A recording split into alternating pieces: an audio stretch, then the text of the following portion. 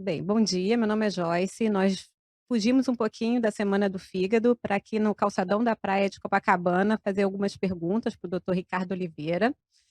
Nós gostaríamos de perguntar, já que o suplemento é um assunto do momento, se o excesso é prejudicial à nossa saúde.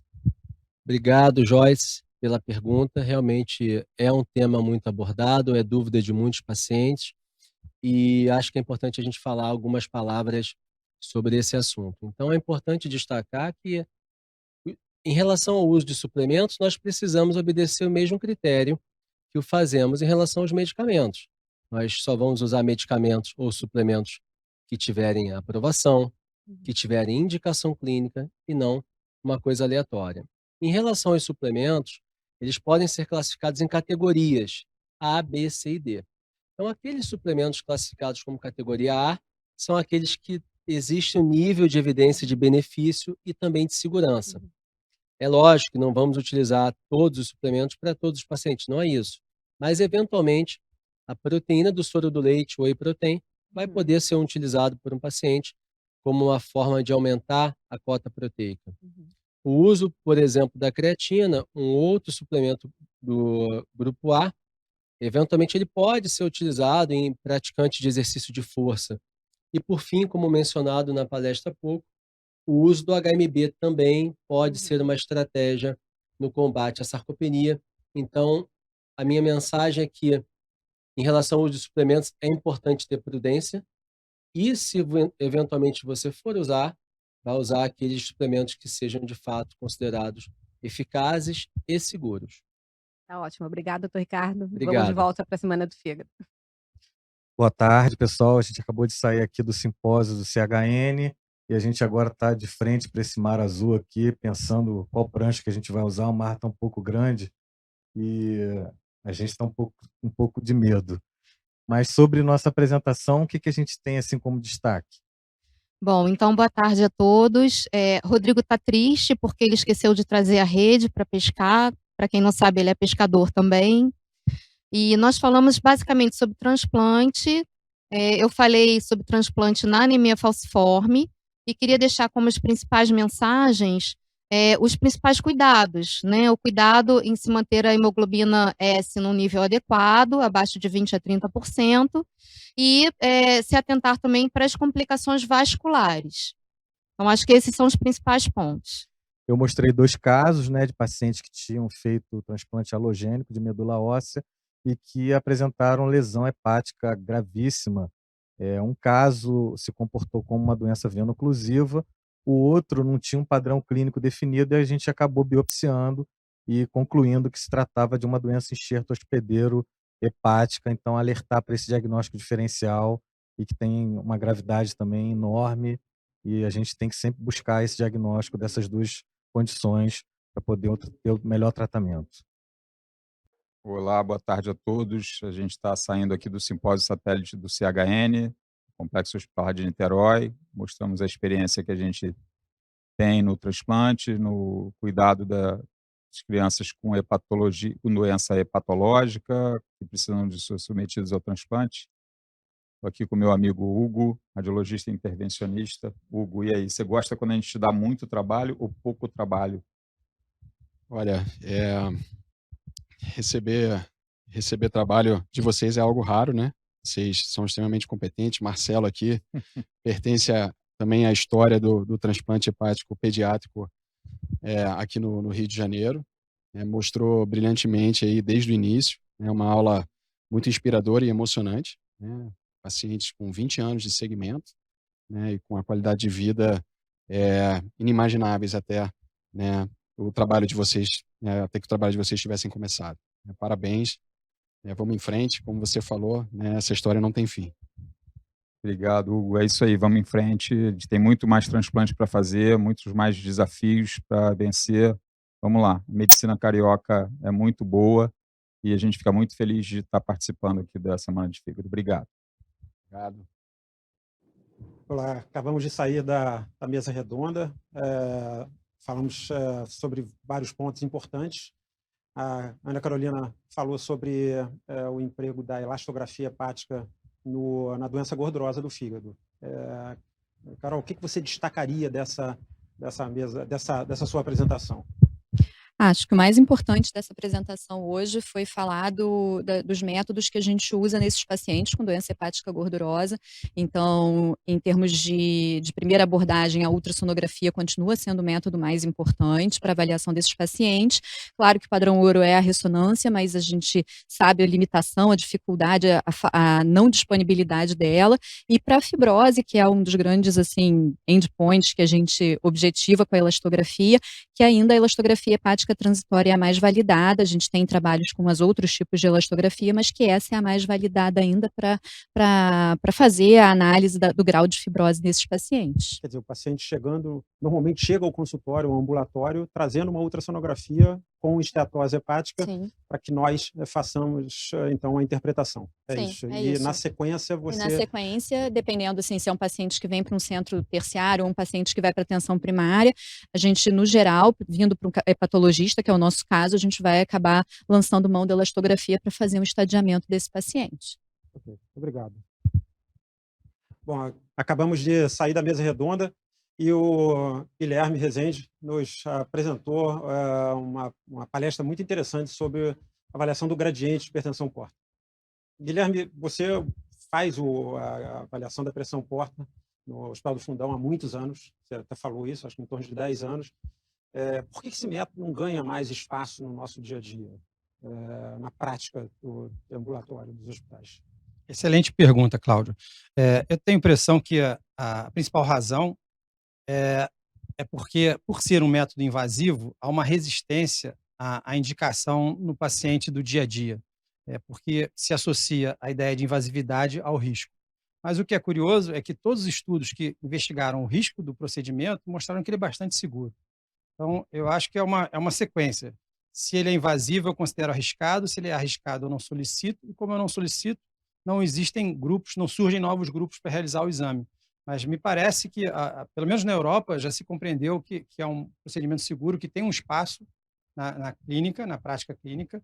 E nós estamos mais do que interessados em disseminar a técnica e que outros grupos surjam. O que mais você, além da importância do método, está bem claro que você é um entusiasta do método e o método é interessante, seguro quando feito por pessoas treinadas, e pelo que você colocou lá, não é um método absurdamente caro, que é muito importante quando falamos de saúde pública. Mas além disso, dessa informação que você nos passou agora, o que você destacaria da sua aula em termos de prática diária do gradiente? Então, o que eu acho interessante é que nós vivemos agora um momento do despertar da hepatologia para a doença vascular porta-sinusoidal, para a hipertensão porta não cirrótica.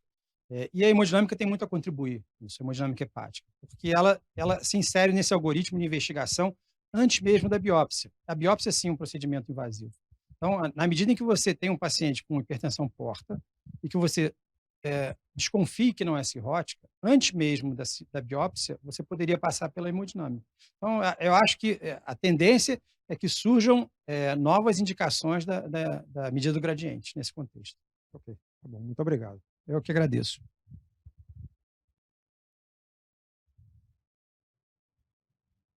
Saímos para tomar um ar depois de mais uma mesa excelente lá na Semana do Fígado 2022. Professora Adriana, eu queria continuar o papo, porque aquele papo da mesa rende, né? A primeira coisa que eu queria lhe perguntar é sobre a questão das amostras, né? Quais são os parâmetros que a gente tem que adotar para poder fornecer ao patologista uma amostra de qualidade para que ele possa ajudar a gente no diagnóstico?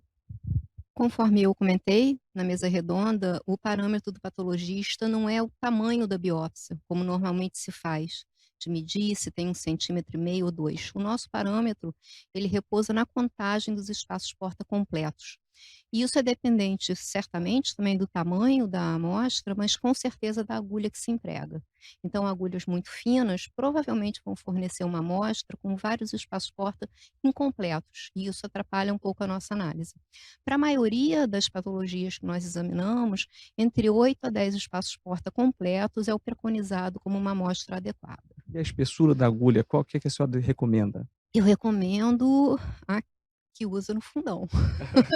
É a Trucut, talvez, 16 né? graus, É isso, 18, né? exatamente, né. Muito bem. Então, em geral, fornece uma amostra de ótima qualidade, nós não costumamos ter esse problema com a nossa amostragem em função da qualidade da amostra. E o cuidado com a fragmentação, isso é importante para vocês? A fragmentação é importante, ter atenção ao cuidado, mas ela é relativamente pouco frequente nas amostras por agulha obtidas de forma percutânea. Ela é um problema maior em pacientes cirróticos, quando o tecido tende a fragmentar naturalmente, e ela é um problema também maior nas biópsias obtidas por via transjugular.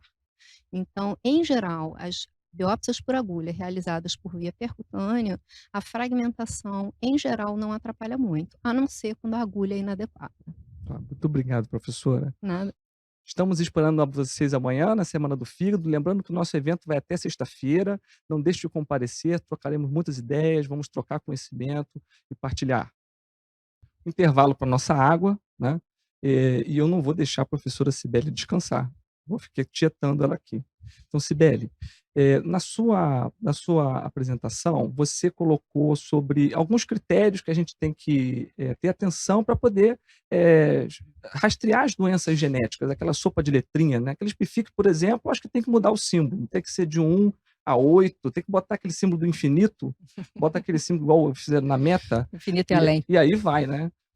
Mas eu queria que você explicasse um pouquinho mais o que a gente tem que fazer antes para poder chegar efetivamente na pesquisa das doenças genéticas. Bom, então assim, a mensagem principal que a gente estava discutindo, até tentando concluir isso em relação à utilidade do teste genético na doença colestática, é a gente imaginar o paciente com uma colestase crônica, mas com uma história clínica que seja sui generis.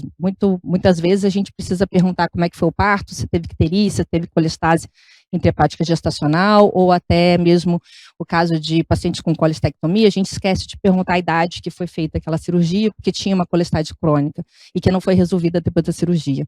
Então, tem alguns momentos, ou mesmo como paciente com uma colestase crônica, e tem alguns achados inespecíficos da biópsia hepática, o teste genético pode complementar aí e confirmar um diagnóstico, diferenciação entre Caroli, doença e a colangite esclerosante primária, por exemplo, ou uma Guillain-Barré, alguma dessas síndromes. Então a gente não precisa pedir teste genético para todo mundo, não. De alta por um pouquinho de tempo. Não, o ideal é que seja o final mesmo da investigação, depois de uma grande hipótese diagnóstica, que a gente consiga diminuir aí o leque para 2 ou 3 doenças e ter certeza que o teste genético, ele abrange a suspeição clínica que a gente está pensando, né? Porque não tem nada mais agradável do que o paciente ter que pagar, ser submetido a um tratamento, a um exame que muitas vezes é caro, e não solucionar ali o problema dele, né? Implementar o tratamento certo. Obrigado, Sibeli.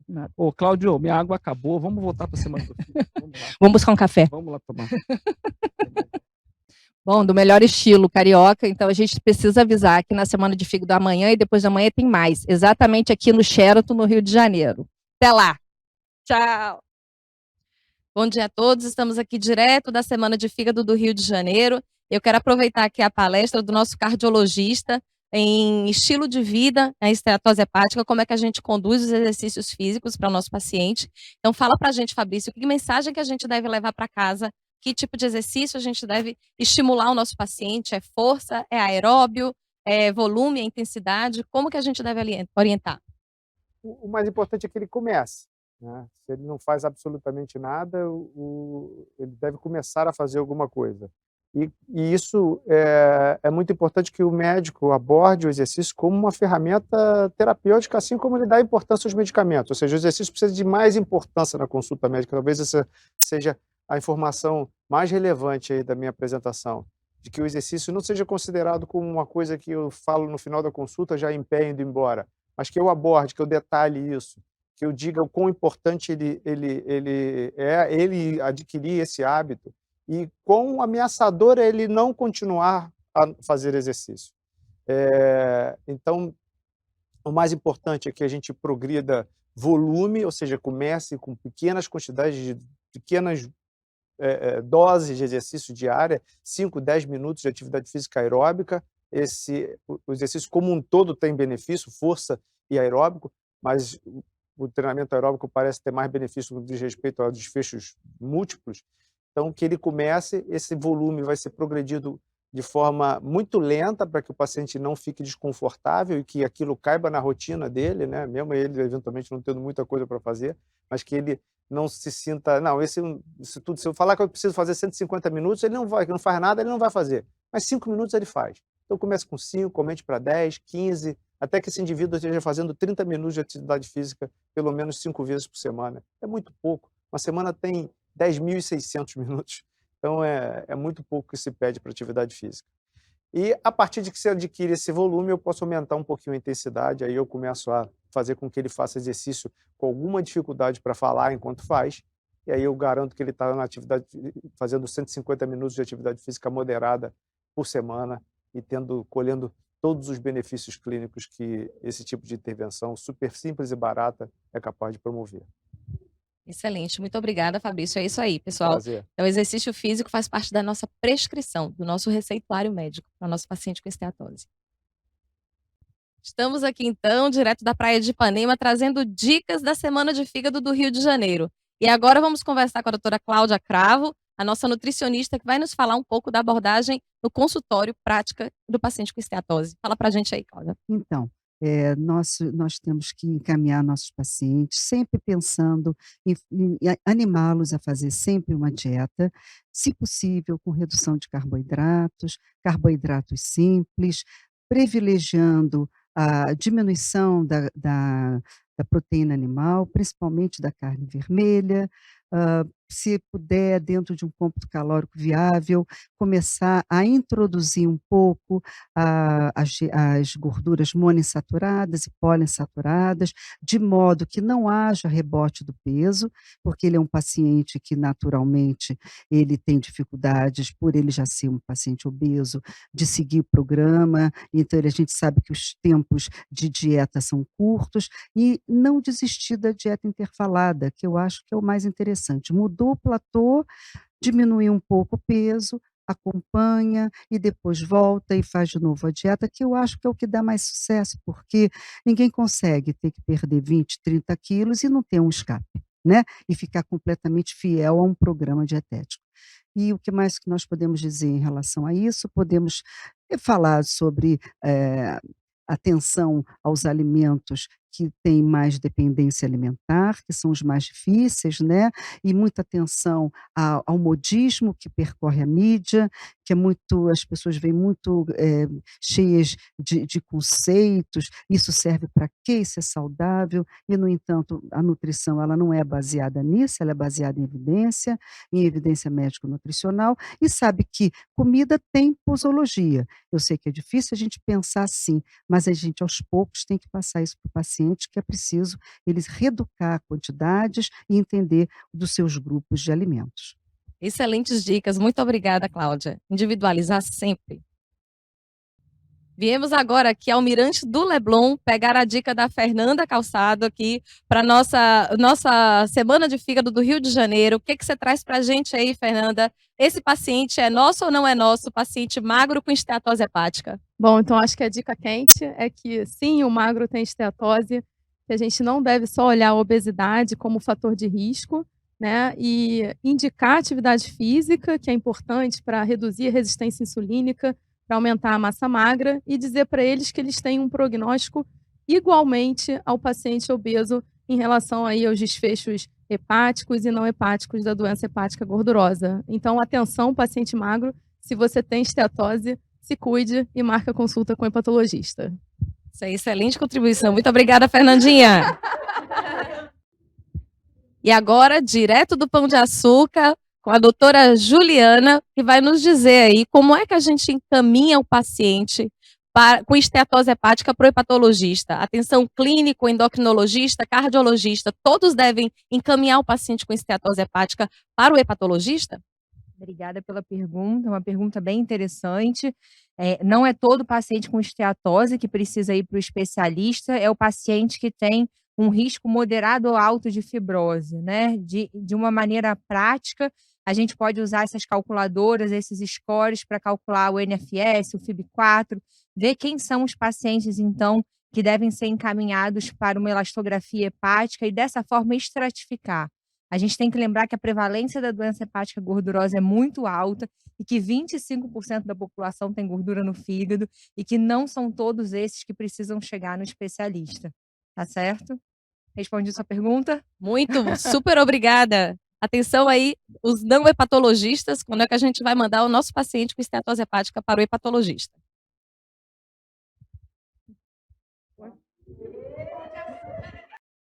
Estamos aqui na 31ª Semana do Fígado. Acabamos de terminar aqui a mesa redonda sobre cuidados ambulatoriais da cirrose. E o Dr. Anderson acabou de falar para a gente sobre pesquisa de massa óssea e sarcopenia no cirrótico. O que é importante aí do pessoal levar para casa de mensagem, Anderson? Cara, principalmente que sarcopenia mata, entendeu? Então, sarcopenia, massa óssea são aspectos que precisam ser muito bem cuidados, né, durante o dia a dia do consultório, né? E acho que essa é a principal mensagem dessa aula, né? A gente está aqui na praia, né? Dá até vontade da gente, aquele quiosque ali, né? Lá no quiosque a gente conversa até melhor sobre o tema, mas basicamente a mensagem principal é essa. Tratar cedo e tratar sempre. Isso, exatamente. Beleza, muito obrigado. Abraço. A gente se vê lá no quiosque. Maravilha. Isso aí. Olá a todos, estamos aqui direto da Semana do Fígado, com essa vista maravilhosa aí do Pão de Açúcar. E a doutora Fernanda aqui, à minha esquerda, acabou de falar sobre vacinação no cirrótico, uma excelente aula. Qual que é a mensagem principal aí para o hepatologista levar? Acho que o principal, além de olhar essa vista maravilhosa do Rio de Janeiro, é a gente pensar que quanto mais precoce a gente encaminhar o nosso paciente para vacinação, melhor vai ser a resposta imunológica dele a qualquer tipo de vacina. Parte fundamental do cuidado, né, integrado do hepatopato. E aqui à minha direita, então, a doutora Luciana acabou de falar também sobre o imunossuprimido, né, e o que o cirrótico, o que o hepatologista tem que estar atento. Qual que é a mensagem aí final, por favor? Na verdade, quando a gente tem um paciente que vai ser imunossuprimido e tem alguma condição patológica, uma sorologia positiva para o vírus B, por exemplo, não esquecer dos potenciais de reativação e da estratificação do paciente, do imunossupressor e do potencial também do status sorológico do paciente. Não esperar o flare da hepatite para a gente começar o antiviral e não esquecer do anti-HCV, que é importante também. Existe exacerbação e existe flare da doença com relação à hepatite C. Perfeito. Muito obrigado aí pelas excelentes aulas e até breve.